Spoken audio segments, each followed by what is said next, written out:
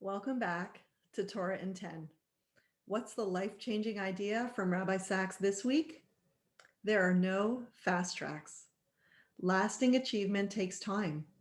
You can never get there by the shortest road. The harder it gets, the stronger we become. Life is a journey. We set off confident that we know where we're going, only to find out that it's rarely that simple. Life, as John Lennon sings in his beautiful song, happens when we're busy making other plans. It's so true. We trip up, we make mistakes, we make wrong turns. Eventually, we might begin to realize where we took a wrong turn and realizing that there might have been a better way to get us where we want to go. And this brings us to the opening of this week's Parsha. Pharaoh let the people leave. God did not lead them by the way of the Philistines, although that was nearby, for God said, lest the people change their minds when they encounter war and return to Egypt. So God brought the people by a roundabout route by the way of the desert and the Red Sea. This makes sense. God didn't want the people to immediately face battle with the 7 nations in Canaan, since they were newly liberated slaves. They weren't psychologically ready for war. Before we go forward, we have to unpack a few things. Firstly, how then do we explain that God hardened Pharaoh's heart to make him pursue the Israelites in the desert with 600 chariots?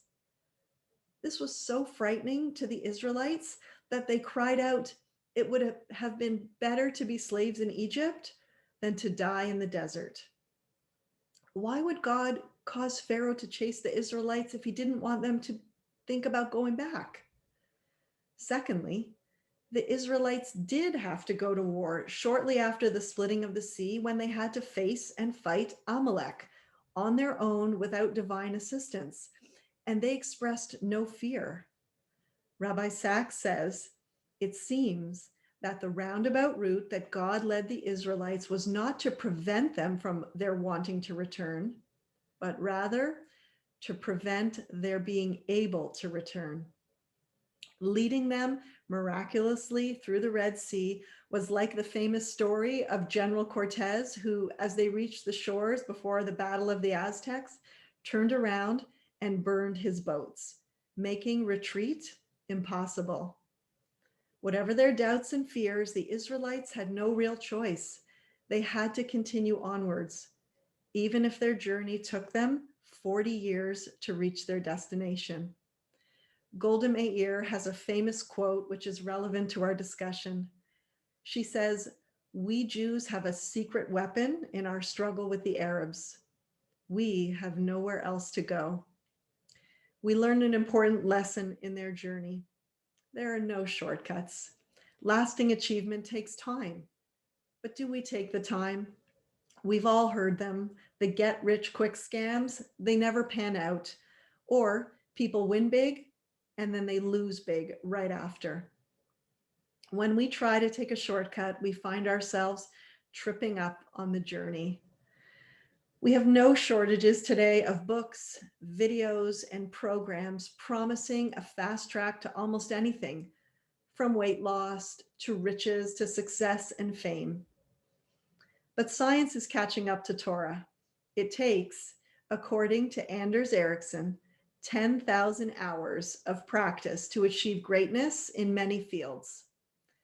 This life-changing idea, symbolized by the route God led the Israelites on when they left Egypt, is that there are no fast tracks. It took one day to take the Jews out of Egypt, but it took 40 years to take Egypt out of the Jews. Internal change is always harder than external change. In my own Jewish journey, however, it was the opposite.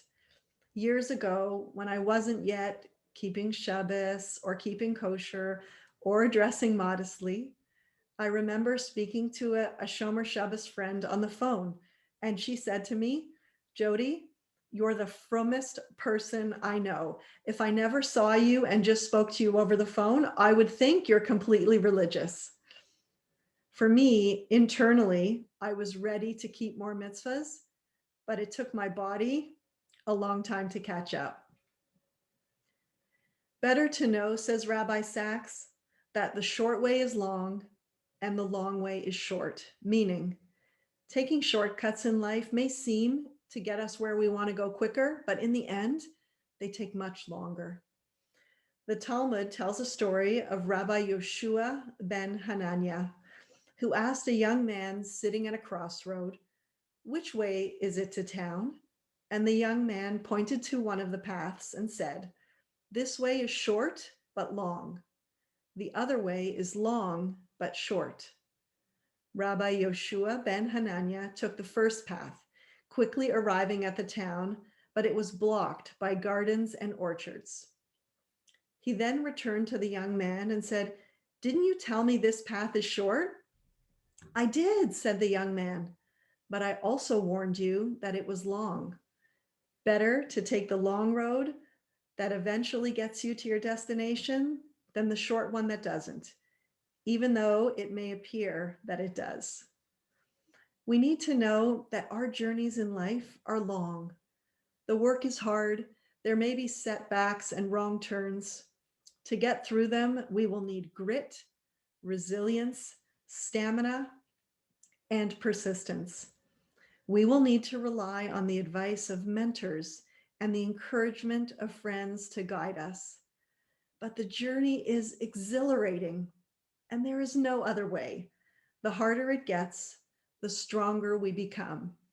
One of my favorite quotes by C.S. Lewis is, "Hardships often prepare ordinary people for an extraordinary destiny." If that's not the greatest description of the Jewish people, I don't know what is. Rabbi Sacks teaches us there are no fast tracks. Lasting achievement takes time.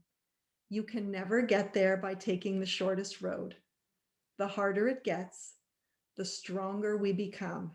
And that is a life-changing idea we can all use. Thank you so much.